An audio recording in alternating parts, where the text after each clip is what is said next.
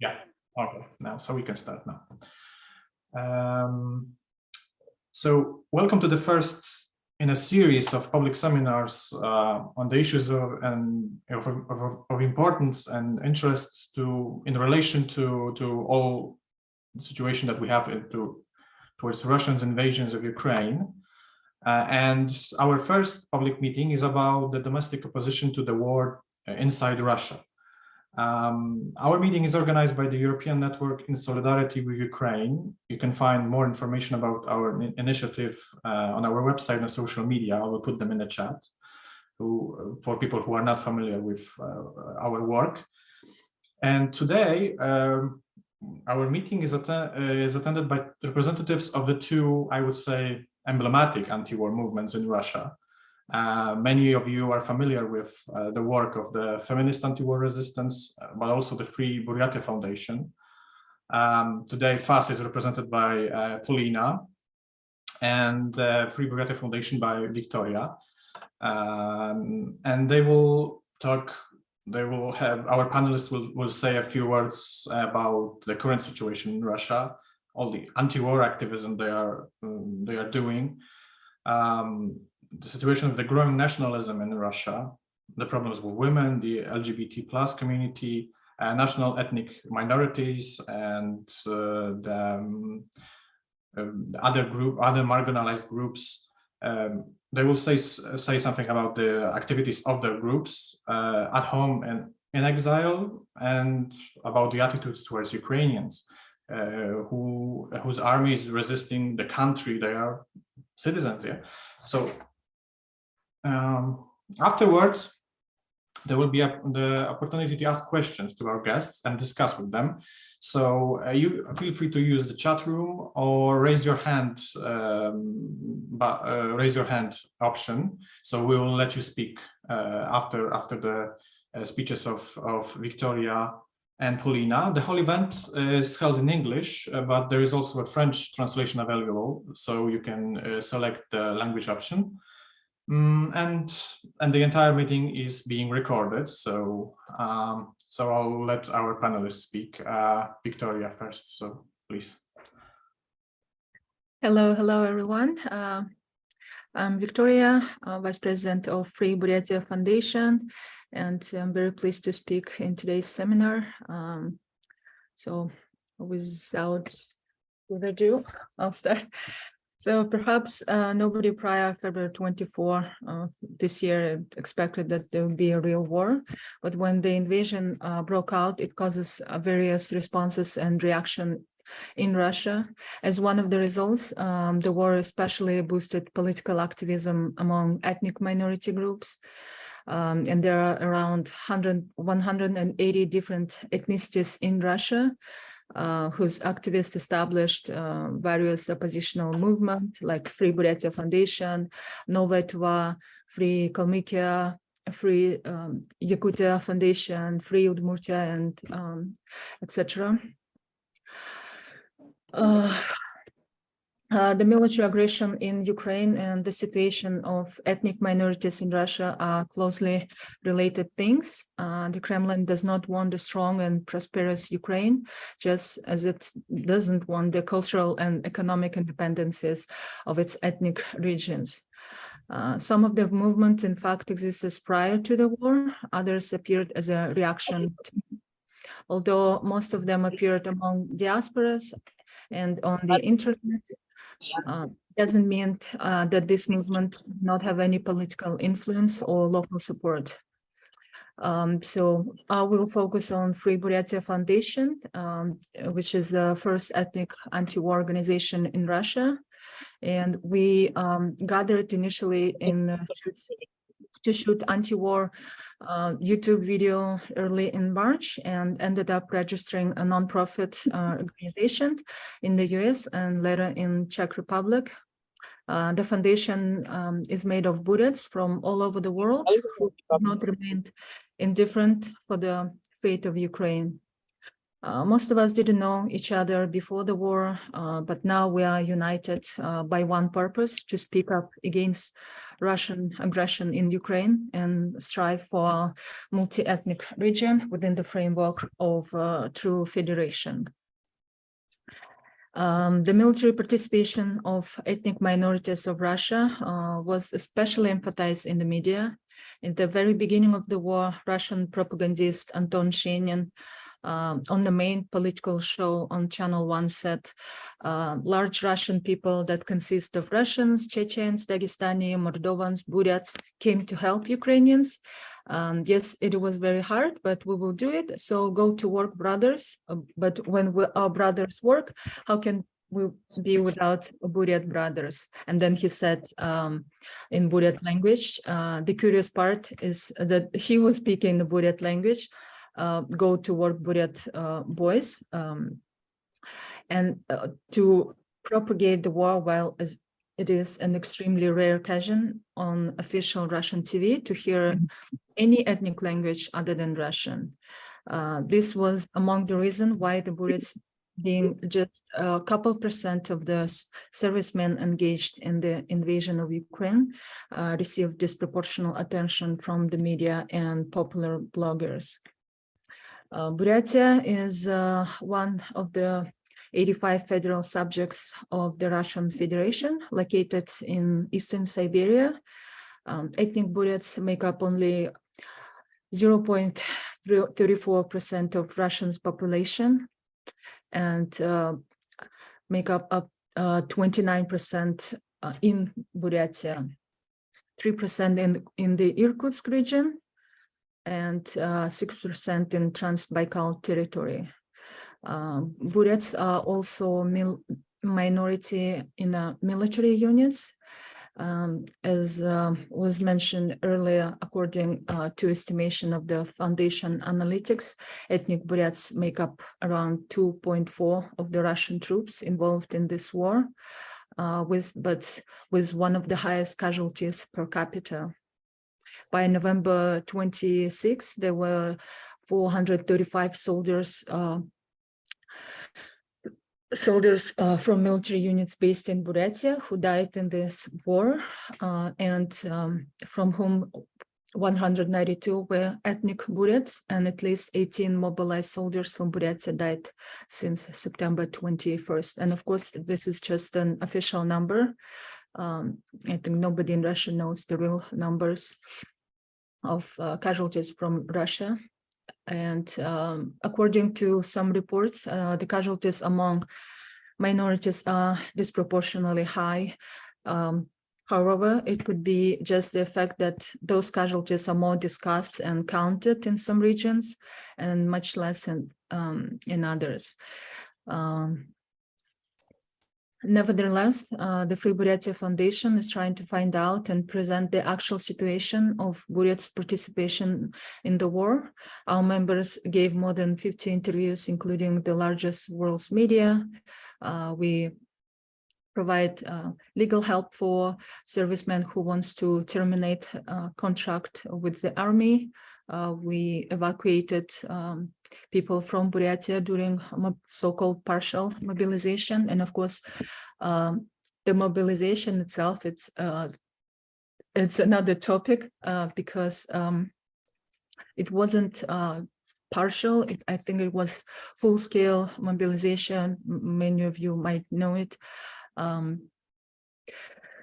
Apart from the informational activity, the members of our foundation do volunteer activities with refugees and help with consultation with the military personnel, not only to Buryat people, but to anyone in Russia. Our lawyers volunteer and cooperate with us. We have consulted more than 600 soldiers since April this year, and many of the servicemen refused to fight and terminated contracts with the Russian Defense Ministry. Using various media, we try to speak up against the war in Ukraine and try to convince people in Russia that this war should be stopped as soon as possible. And every day we received words of support from Buryats all over the world, and the fact that their voices is finally expressed. We were silenced for many years in Russia, and as a minority, we were oppressed by Russian imperial Russian. I think that's pretty much it. If you have any question, I would be happy to answer them. Okay, thank you, Victoria. Paulina, please. Okay, thank you for inviting me here, and thanks a lot that you arrived today for this seminar. I would like to describe maybe or explain what we do in the feminist anti-war resistance, and maybe trying to make a connection with you and understanding what we do. So first of all, you should know that we are a horizontal international movement, and we have approximately 62 units in Russia and 38 units around the world.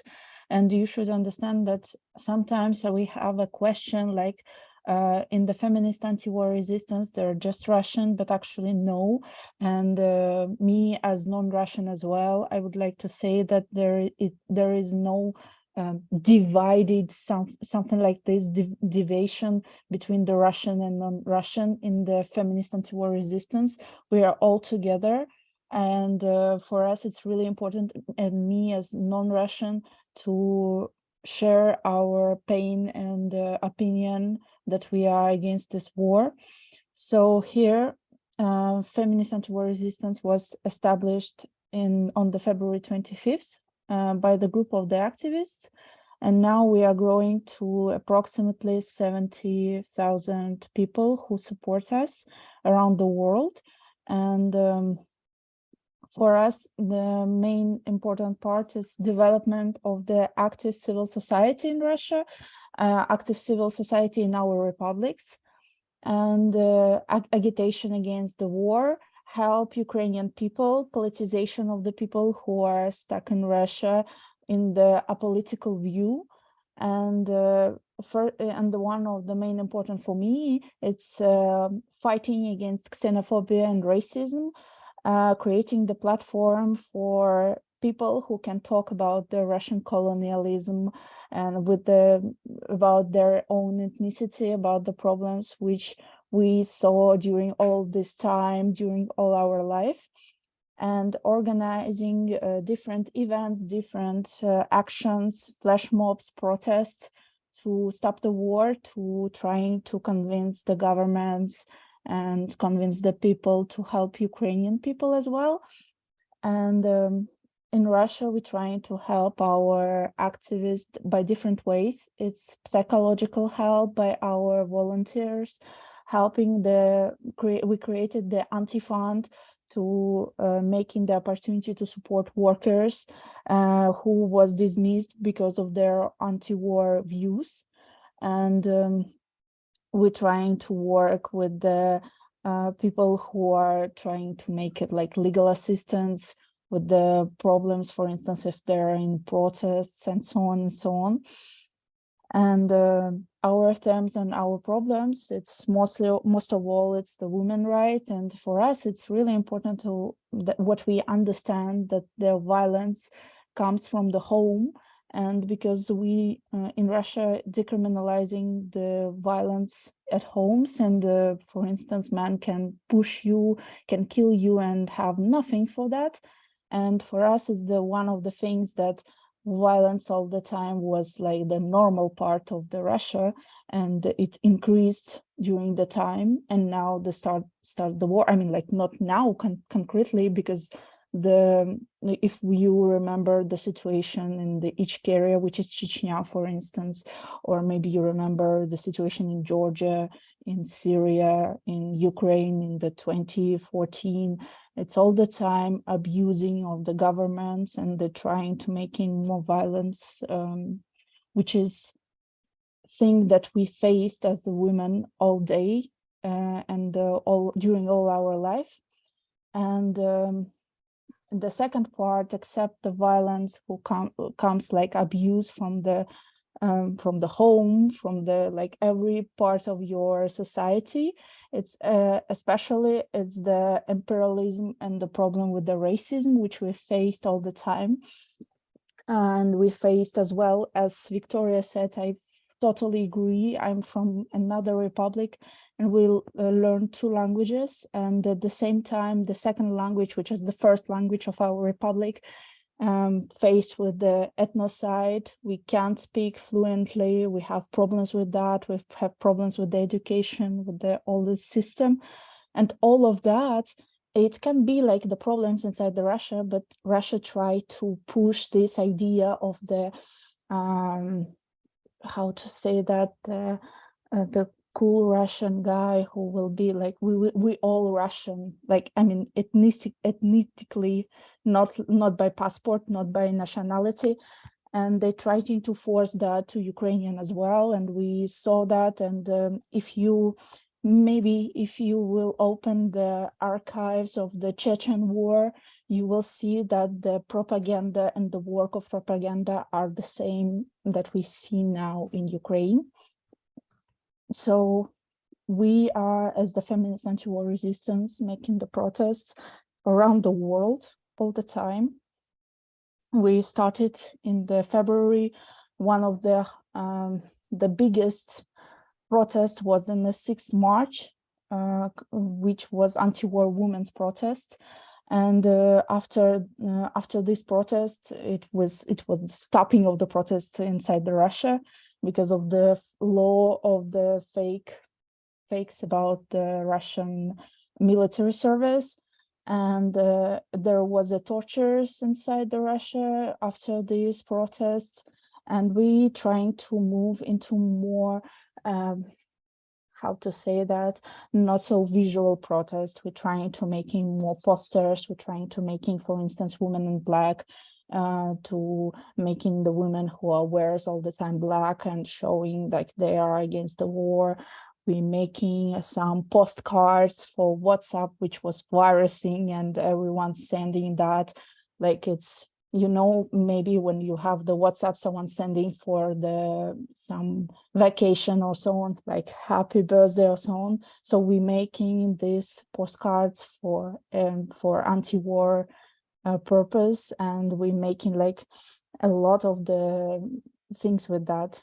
We making the newspaper, which is called The Woman Truth, trying to send it to share with the people who are approximately 55 years old and who has only TV in their homes.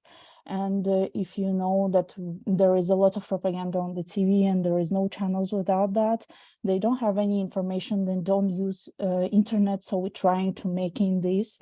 And the last time we worked with the new Tuva, you can see here the person from there, and we're making on their language, because it's really important that we want to make it for people who can read it, to share it, and it's the part of the decolonial movement as well. So for instance, in the other countries, in France, we can go to the march, we can make in the protest visual, we can connect with our friends, most of the time, partly safety, but inside the Russia, most of the time, it's absolutely closing possibility to connect. It's impossible to connect freely, and you need to be really using cyber safety and be. I mean, you know that you are in danger, and especially after the partial mobilization, which is actually ethnical cleaning of the minorities. Well, we saw a lot of people who are woke up because the tragedy comes in their homes.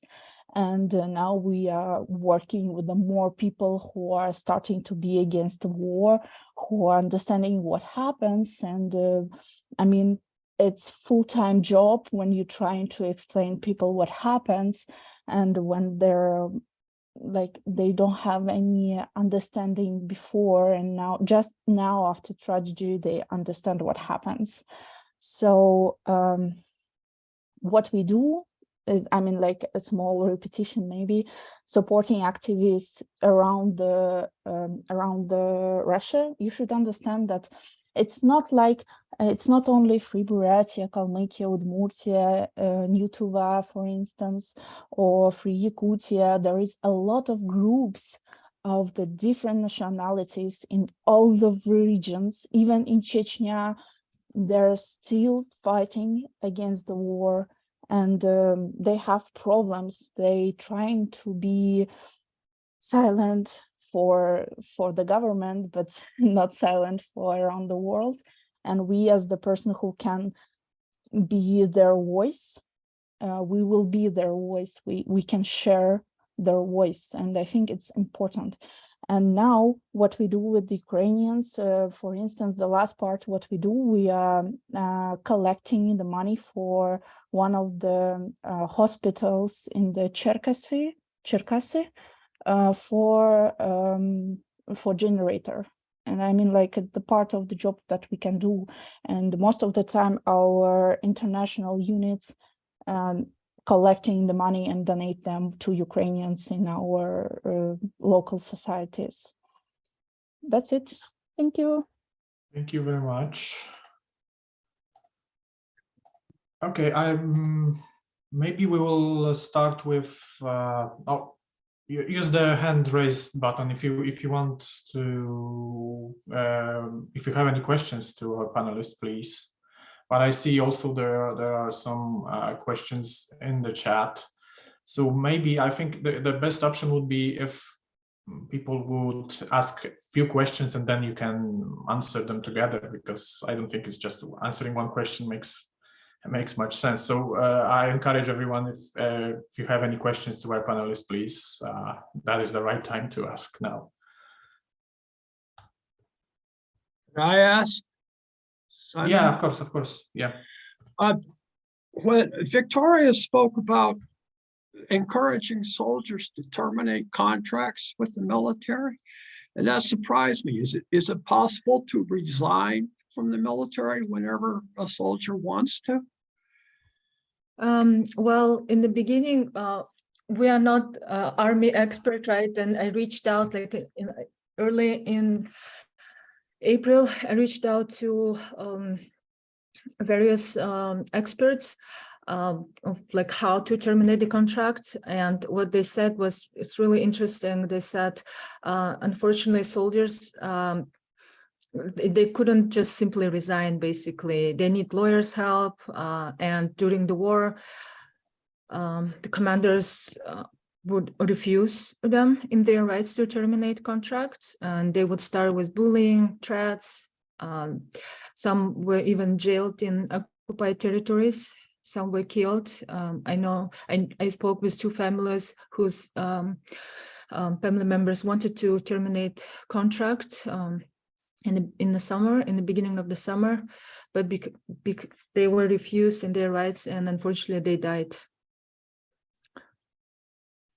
So it's not that simple to terminate the contract in Russia. Okay, I see Henry. I'll let you speak in a sec, but I also saw a question in the chat from Catherine to Victoria. Please, Victoria, can you precise the composition of organization? Women, men, age, social backgrounds. Well, I'm sorry, I don't see the question. There's many things in the chat already. So can you precise the composition of your organization? Like how many women or men are there, age of your activists, social background? Well, do you have any kind of information? I know you're no, obviously. We're a small team, around 16, and we have lots of volunteers. 16, I believe it's like half and half, half women, half men, all young. Most of them live in US and Europe, so we spread out. Social background, we all lived and worked or studied for a number of years. I personally live in San Francisco for 7 years. Alexandra Garmazhapova, the head of foundation, she lives in the Czech Republic for 6 years, and she is a journalist. We have students from England. Yeah, two members of our team has PhD. Okay, thank you. I see some more people, so let's do the way I planned it to. So I'll let all the people who have questions to speak now, and then you, Victoria, and Paulina can answer it together. So Henry, then Mudassir, and then Alphonse. Henry, please. Okay, no, so I understand these Buryat soldiers, I guess if they are under contracts, then that means they might have been volunteers or recruited for economic motivations, in other words, unemployment, etc. So that would be an employment situation. I'm curious about soldiers who are not quote unquote volunteers or motivated by an employment contract, but are unwilling draftees who are mobile or part of the mobilization where they are compelled to go. So I just want some clarification about that. What is the situation? And then the question becomes, if a soldier is a draftee or a conscript, it's very difficult to demand of that person to resign, to be a individual hero and, you know, escape or refuse or something like that. The question becomes, how do we support, how do we civilian opponents of the war support the workers in uniform who are unwilling draftees serving in the military? That's the question. So 2 questions. Are the Buryat soldiers mostly draftees or volunteers? And secondly, do we demand, do we call on them primarily to quit, resign, refuse, escape, run away, hide? Or do we try to support those from outside to make it easier for them, like demanding the rights for them to refuse unconscionable orders, to make sure that they have proper food, medical care, supplies, that they're not mistreated by their commanders, things like that. Long-winded question. I hope the gist of it is clear. Thank you. Sure. Okay, sure. thank you. Okay, let's, if I see Victoria, you want to answer now, so just maybe let's do it, a question and an answer. Okay, so yeah, maybe that's going to be easier. Yeah. Yeah, we helped more than 500 servicemen to terminate their contract. Some of them were mobilized, unfortunately. Some of them escaped during the mobilization. They were able to move to Mongolia or other countries.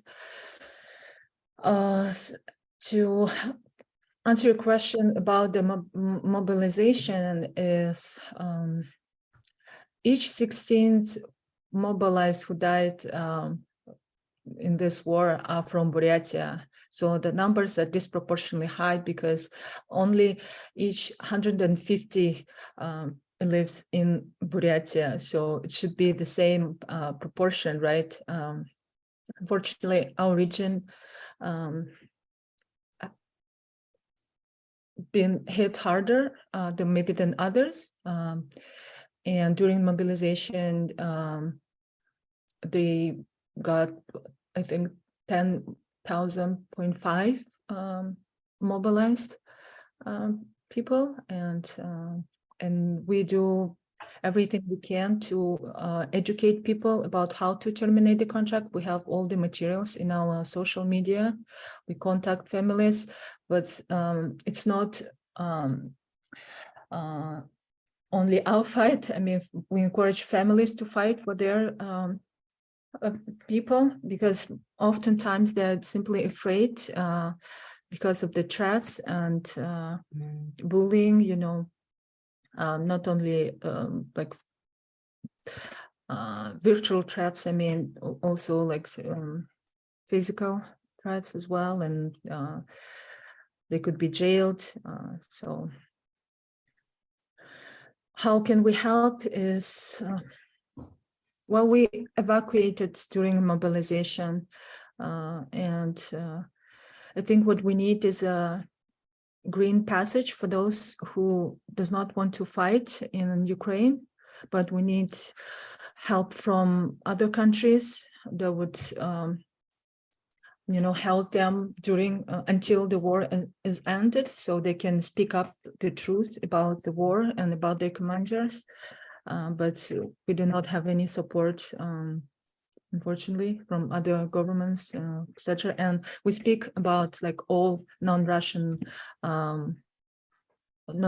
people, all minorities. I mean, treated different in Russian army, and unfortunately in Ukraine as well. That's why you don't see non-Russian, how do you say it, like prisoners, Polina, how do you say, like plenny? Yeah, prisoners, I think. Yeah, that's why you don't see like non-Slavic prisoners in Ukraine, because they're just simply killed. And we have two confirmed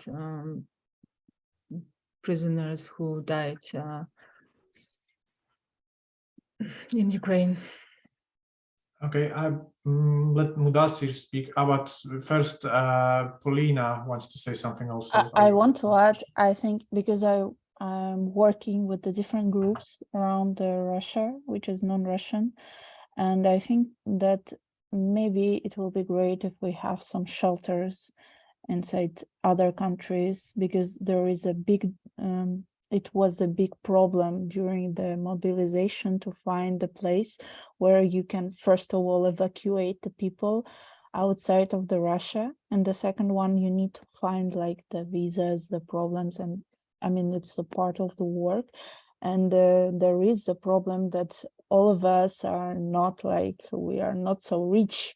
We're taking the money from our own to making the small places where everyone can live during their finding the job, like normal thing, like they don't want to be on the war. So I think, yeah, green passage and shelters maybe, or some help from the government, it will be great.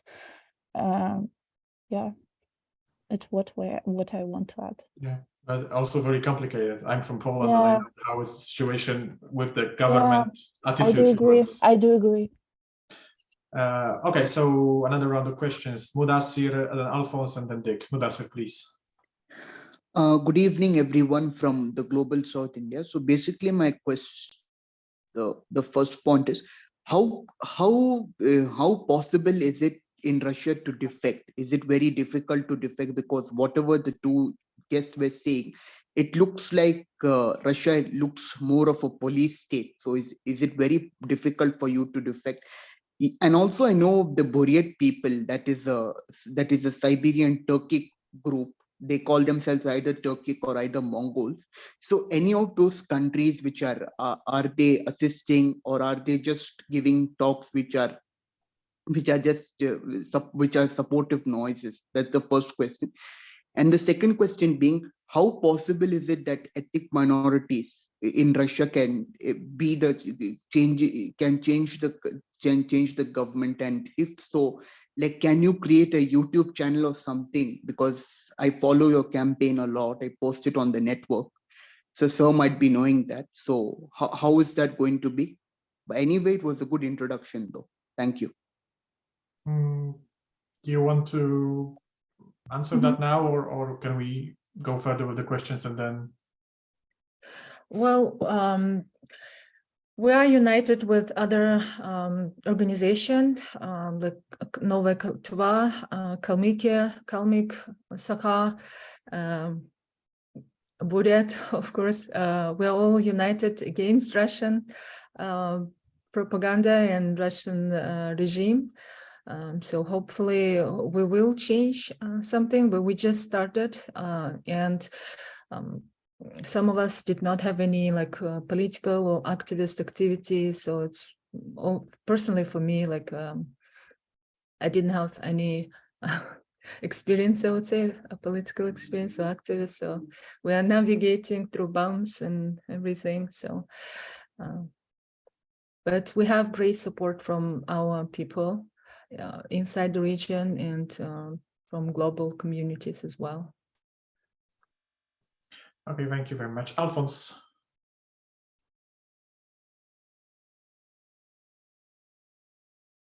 Alphonse, do you hear me?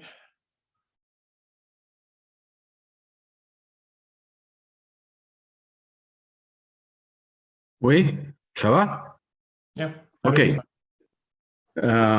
Bonsoir, je m'appelle Alphonse Beck, je suis syndicaliste à Barcelone, la Catalogne. La Catalogne, c'est une nation qui n'est pas reconnue comme un État parce que le gouvernement espagnol n'autorise pas, il prohibit un référendum d'autodétermination. Bon, mais ma question, c'est si la guerre a changé la situation et les conditions économiques pour les femmes dans la Russie ou dans la Fédération russe. Et si est-ce qu'il y a des femmes qui sont leaders syndicales, qui sont peut-être licenciées ou bien emprisonnées. Quelle est la situation de la femme du point de vue de la femme travailleuse d'après la guerre? Merci.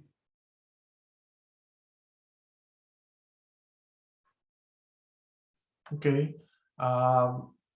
Yeah, I guess Paulina, yeah, that's the question for Paulina, but also Okay. Victoria, if you want to say something. Okay, I would say that thank you for your question, firstly. Second one, I think that we should remember that all the type of the rally or meetings are forbidden inside Russia. And it's quite interesting to listen how we are making the opposition and how we fight again for our rights. And it's a bit complicated now because there is most of the unions are depends on the governments. And as well, I mean, if you're talking about the level of the salary of the women, we became more poor and poorer because before we have the difference with the salary, and now most of the, like, for instance, sorry for my talking like this, but I mean, you will understand that. For instance, we have manufacturing. There is like 50% of the women, 50% of the men, and some men's going to the war, even if they don't want to.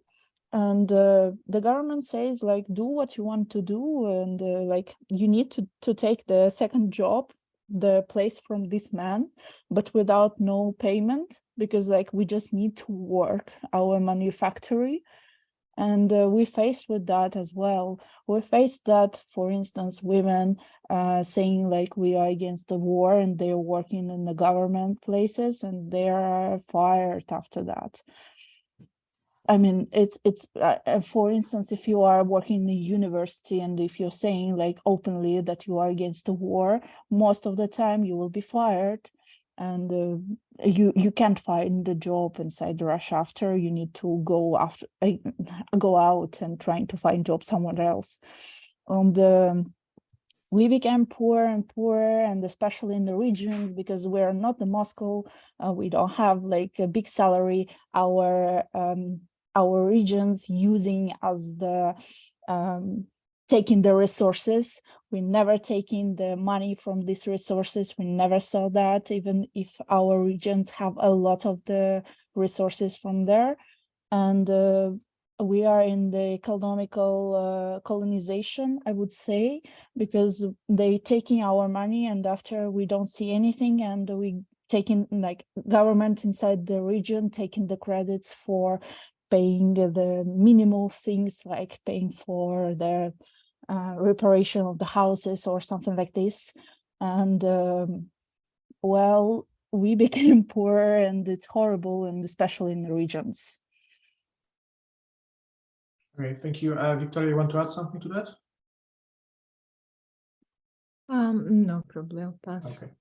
Thank you. Okay, so Dick, and then we have a few questions in the chat, so we will just do that after that. So Dick, please. Just a question to Paulina. After the mobilization was introduced, there was a big increase in, or a sizable increase in, protests, especially in the non-Russian republic, parts of the republic, say Dagestan particularly, Chechnya, and the feminist anti-war resistance. The size of the people who listen to the Telegram channel or subscribe to the Telegram channel jumped markedly. You know, I think from 30,000 to over 40,000 people. My question is, how much do you think the mobilization changed people's attitude to the war, not just in the non-Russian parts of the Federation, but in particular in the Russian parts of the Federation? How much is the campaign being run by the Putin government against gay propaganda, against minorities? How much is that actually helping them, and how much is it hindering them? The reason for the question is you've got a solid base of support still for Putin. He's at 70% in reliable opinion polls, not in regime opinion polls. Is there any sign of this starting to break down? And if so, what is determining that? Thanks a lot. Thank you. I think we need to answer that together with Victoria, because there is really big question. And I would say that 70%, and it's still the polls from the propaganda. And I think it's the main important thing that European Union and US in this context, I mean, in the polls, they all the time support Russian propaganda, and they all the time saying like, yeah, 70% of the Russian, like, not by nationality, Russians support, I mean, I still have the complicating, I want another word for Russian as ethnicity. So 70% of the Russians support the government, support the war, and they all the time saying this. And the thing is that we don't have now in Russia freely sociologists who can make the good poll and understanding, except some independent groups who most of them fled from the Russia because of the invasion as well, because there was opposition and they fight against that. And I think the best thing you can, maybe I will send the link after our seminar. I saw some of the good polls, and we made contact with the Victoria as well. And I think maybe it was something 20% of the strong people who support Putin, and more like 30% of the people who are strongly against, and the other 50, they are like, how to say, neutral, apolitic or something like this. And it's still people with whom you can work, with whom you can talk. And I mean, we have so many tools that opposition creates inside the Russia. We create some bot chats, for instance, where you can, I will explain in my example. My parents are strong supporters. I still fighting with them and trying to explain them what happens. And we have chat bots, which your parents, for instance, explaining you something from propaganda, you finding this question and you explain them the basics, like with the facts, with the strong links that they can see, because there is a problem against with the the understanding of information, with the critical thinking, and you're still trying to face with that as well. I forgot the other question. Sorry. Can you repeat? No, I'm just saying, on the basis of what you've said, how far do things have to go before the regime starts to be threatened, in your opinion, or in the opinion of us?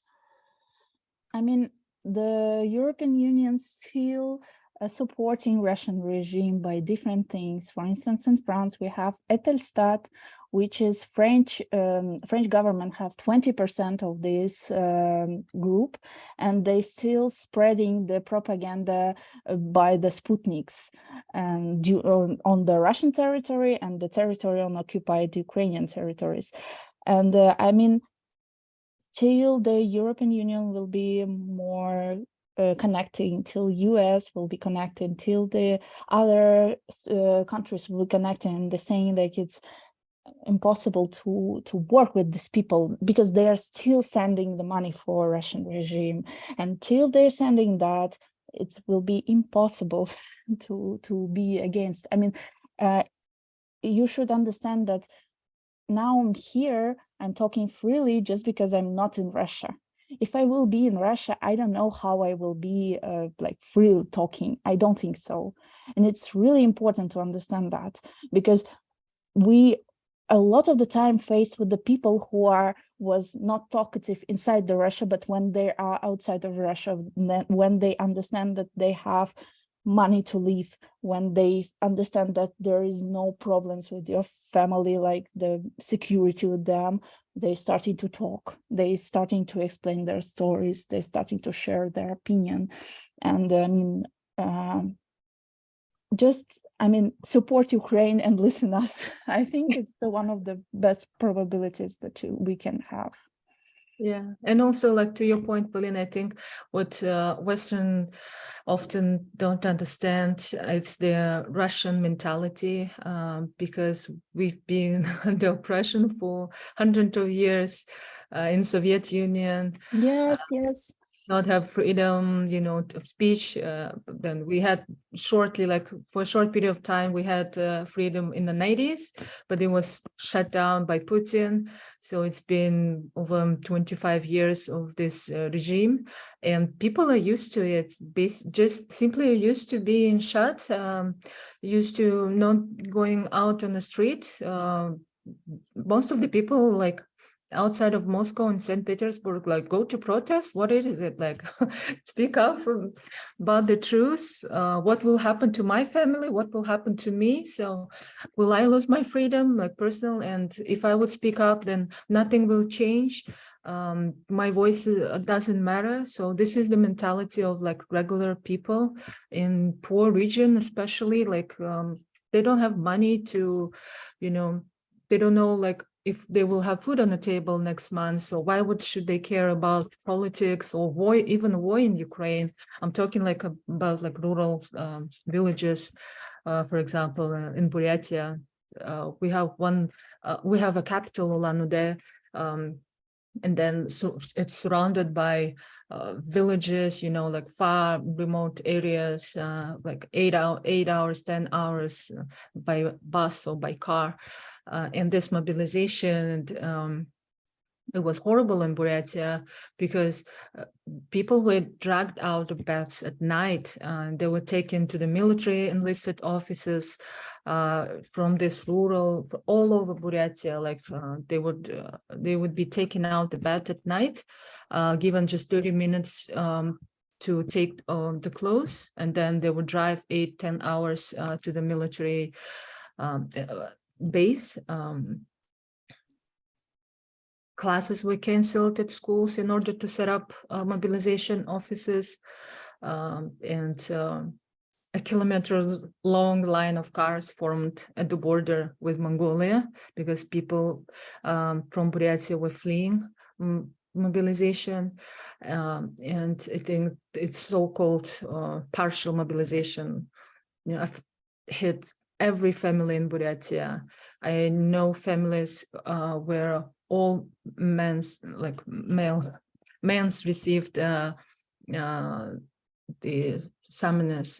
summonses, like father, brother-in-law, everybody basically, and son.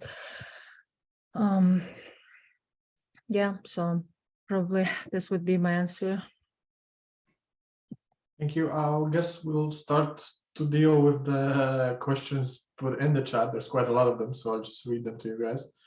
But if anyone else wants to say something or ask questions to our panelists, just please raise your hand again. There's a question from Julie Ward. I wonder if Victoria knows about the Unrepresented Nations and People organization. I worked closely with this NGO when I was an MAP and recommend you to get in touch.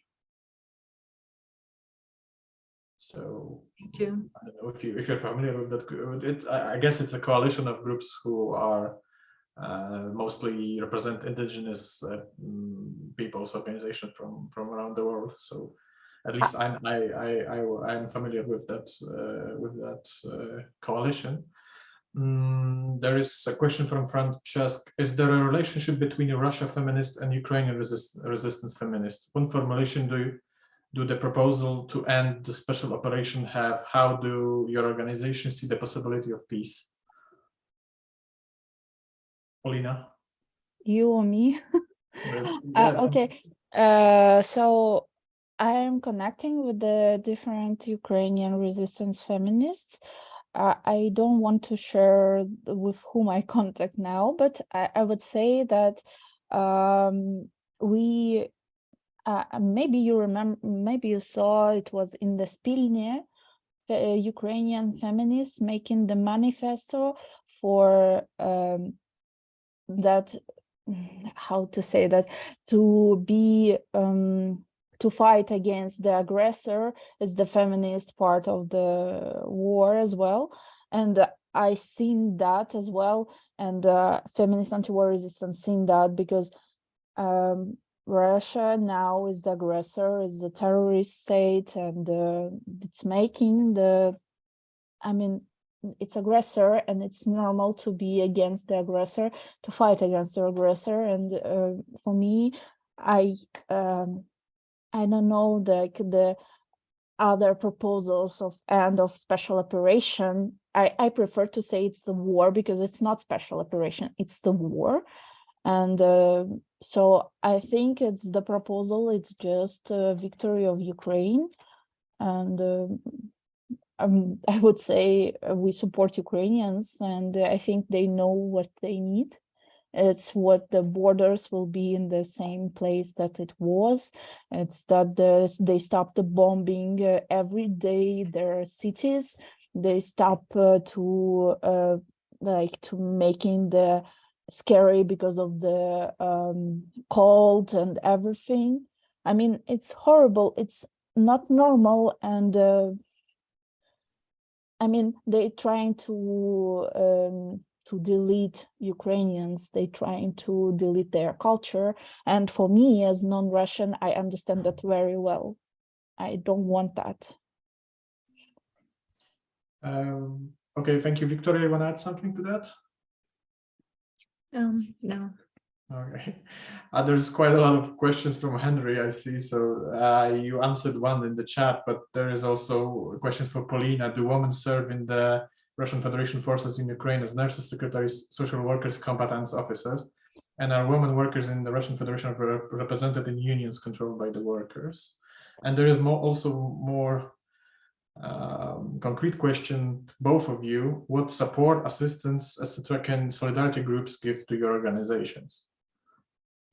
So we faced that some women was mobilized to the war, especially if they are doctors or were the doctors before in their life.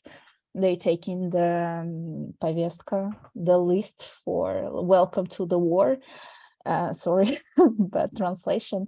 But I would say that yes, there is the women who served and the forces. It's not like the total serving. It's not equal. Most of the time they're serving the men. But I mean, when the people are asking us in the chat bot, for instance, about these questions, we are working with some of the juridic and advocating work and explaining them what to do to go out. And because there is a list of the explanation how to go out from this. And are women workers represented by unions controlled? No, it's not. I said before, the unions controlled, most of them, by the government, and the government don't like the unions when they not controlled by the government. So Okay, yeah, and what about the concrete help for the organizations? How do you think we can, solidarity groups with Ukraine and with anti-Russian opposition can help you? It's a financial aid or any kind of help you need, and we can organize. Do you want to answer this question? No? Oh, okay. So I think, financially it will be great. I mean, we're all of us working for free.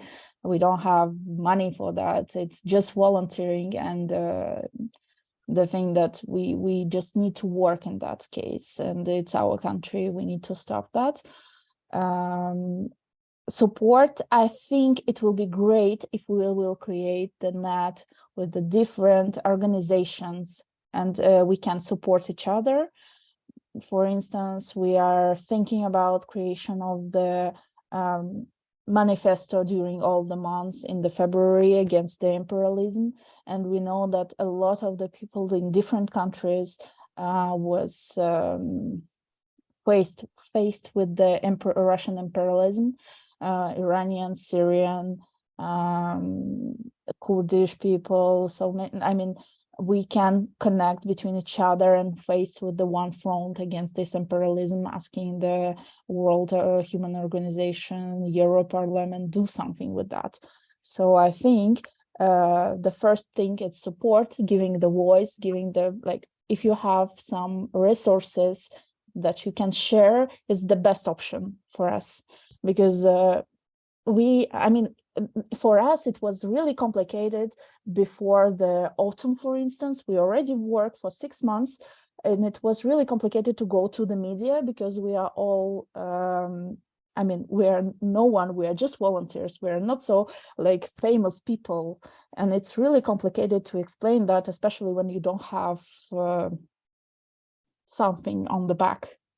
So if you have something like media resources or what you want, it will be the pleasure to work with you, to collaborate, to do something. And financial, of course, it's all the time the good.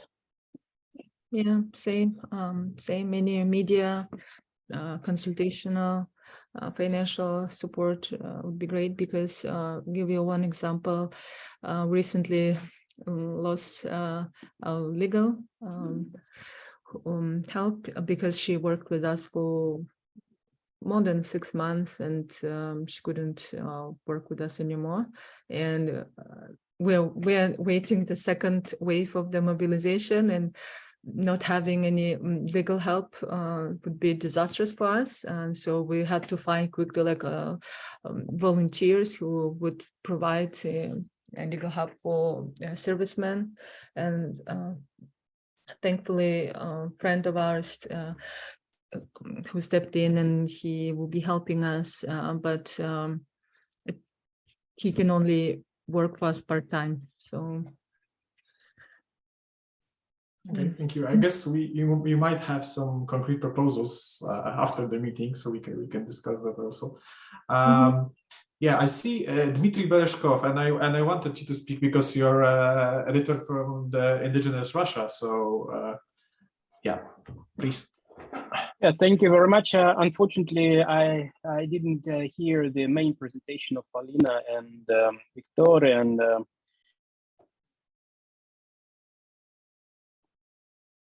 You turn off your microphone. Yeah, it's a problem with your voice. oh, okay, this is okay now. Yeah, you muted yourself. Now you're okay.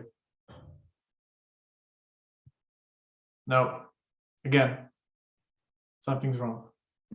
Hello? Yeah, now it's okay. Yeah.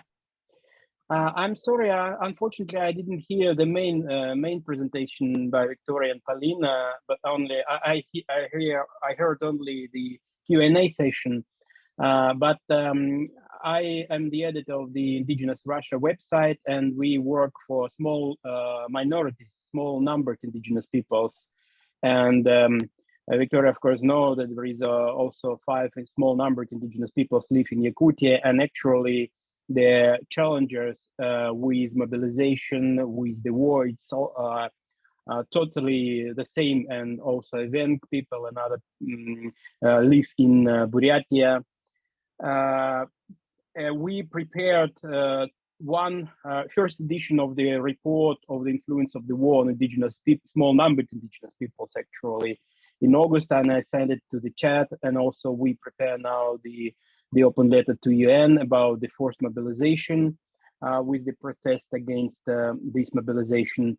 And I'm not sure that the previous presenters also mentioned there is also a lot of other aspects of influence of the war on indigenous peoples, like an economic one, diplomatic one, even cultural. So, for example, we have rather strong international cooperation between indigenous communities of Russia and Arctic nations and around the world. Now it's totally frozen. The Arctic Council frozen the possibility for indigenous peoples of Russia to participate in their activities. Also, the other aspect is the increased pressure of the police and state security service on indigenous activists. Right now, we have also court and persons who imprisoned in Russia. We also have even economical influence. For example, people from Siberia could not sell their first products of hunting because the previous market was mainly Europe, and now it's also prohibited. For example, the Western companies and Western business who followed previously the human rights obligations and international standards, more or less followed these international standards and human rights. They now replaced by Russian companies or Chinese companies, and sometimes even Indian business. So it also influenced negatively for indigenous communities. And I only want to highlight two issues, two challenges. First of all, is statistics. We need statistics because Russia don't recognize indigenous or minorities or bigger indigenous nations as separate numbers, and all such statistics is covered and do not available. So that will be great to unite efforts, and we sometimes have connections with Victoria organizations, with Free Yakutia Foundation, through different members of our group. And we try to gather statistics on persons who died because of this war, and persons who were mobilized and other things. And the other challenge is to comprehensive studying how the war influenced on indigenous peoples of Russia. I think it's also important that research unities from West countries, from independent world, could be included in this work, because this is really important, really important challenge which has to be covered by research teams and other NGOs. Yeah, thank you. Thank you very much. Okay. Actually, it was a pleasure. Sorry, actually, it was a pleasure to see you here, because I know Yana Tanagasheva, and I mean, it's, I mean, if someone don't know this group, they're really important group in the Russian society who are making a lot of the efforts in the case of indigenous people. So I would recommend you to read this article because it's really good written, and like my full support. Sorry. Thank you. I see Frida is writing something in the chat, and she's Iranian American. So Frida, you want to take the floor for a moment? You want to say something? Thank you. I'm so moved by what I've heard, and I would like to offer any help I can in terms of solidarity work. I mean, I think that one possibility is if the Russian anti-war feminist resistance is interested, we could consider a bilingual panel with them on the website Zamane, and for you to talk about opposition to the war and the feminist struggle, and for us to connect it to the feminist struggle inside Iran and to the current uprising inside Iran, especially considering that Iran is selling drones and ballistic missiles to Russia, which Russia is using to destroy the infrastructure of Ukraine. And the feminist connection, I think, is extremely important. And the fact that you too are connecting state violence to gender violence at home, which is what a lot of Iranian women are doing now. So I would love to see if we can collaborate on that. Great, yeah, some concrete work after the meeting. That's really good. Any more questions?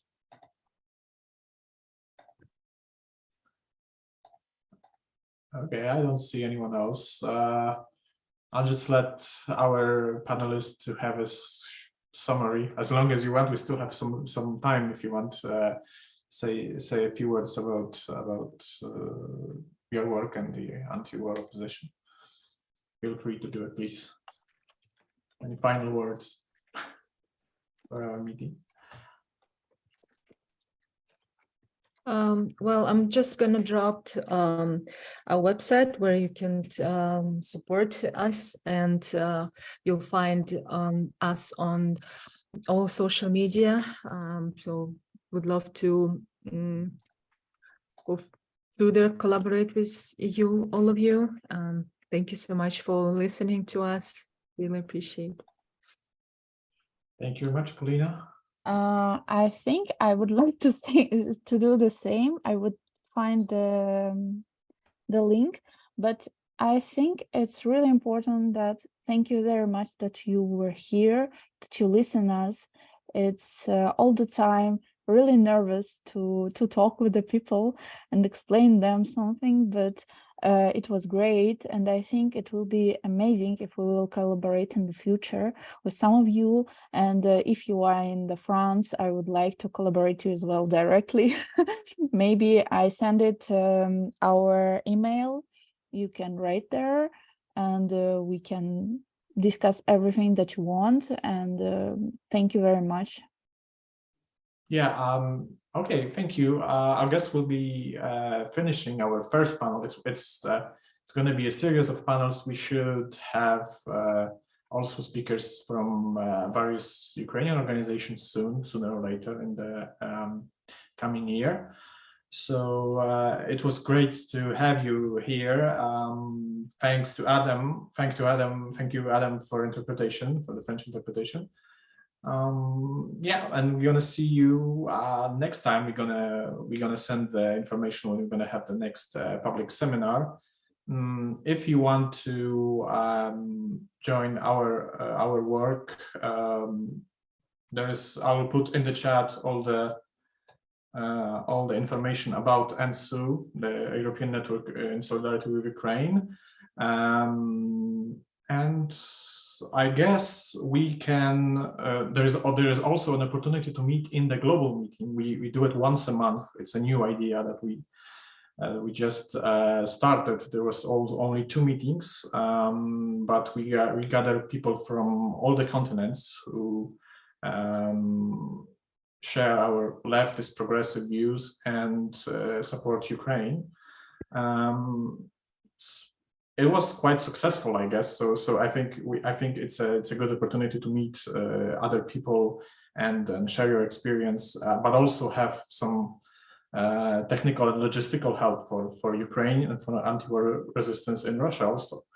And thank you very much. Okay, so that would be all for today. Thank you very much, and thank you for all the people who attended our meeting today. I see people from different continents also. So we got people from Asia, from North America. So it was great to see you all. Yeah, thank you. And Victoria, Paulina, and Dmitry, please, and Frida, if you can stay a few minutes after the meeting. We have some concrete ideas of the future cooperation if you want. Absolutely. So yeah, we'll end up at this. Thank you very much, and see you next time.